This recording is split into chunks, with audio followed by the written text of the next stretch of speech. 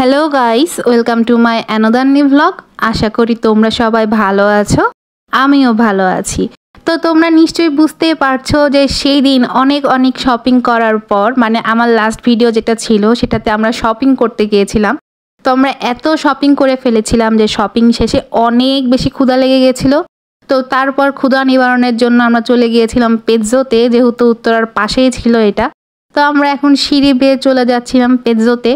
আর আমার হাজবেন্ড আজকে প্রথম আমার সাথে পেৎজোতে এসেছে। ও এর আগে পেৎজোতে আসছিল না, এটা ওর ফার্স্ট টাইম।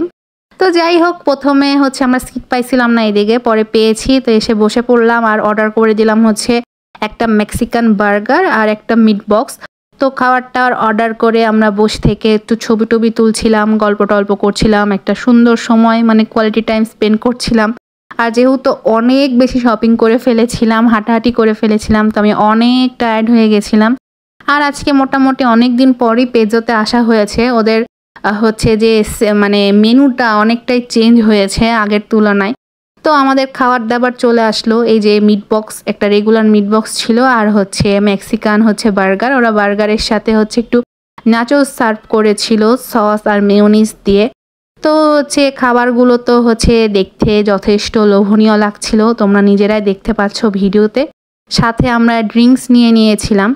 তো এখন খাওয়া দাওয়া শুরু করব। তো আমি এই বার্গারটা খাচ্ছিলাম, আর মিতুল এই মিট বক্সটা। ওদের মিট বক্সটাতে মাংসের পরিমাণ যথেষ্ট ভালো ছিল, প্রচুর পরিমাণে মাংস ছিল। আর আলুর মানে যে ফ্রেঞ্চ ফ্রাইটা থাকে, ওটা বলতে গেলে মানে অনেক জায়গায় দেখা যায় যে মাংসের পরিমাণ কম থাকে আর আলুর পরিমাণ বেশি থাকে, বাট ওদের মাংসের পরিমাণটা অনেক ভালো ছিল, ব্যালেন্স ছিল। আর এই যে প্রথমে আমি এই পাঁপড়টা একটু টেস্ট করে নিলাম। আর এই দেখো বার্গারটা যথেষ্ট জুসি, প্লাস একটা ভালো ভেতরে ওই যে প্যাটি ছিল আর কি, যথেষ্ট। আর এই মেক্সিকান বার্গারটার প্রাইস মেবি ছিল 180 টাকা।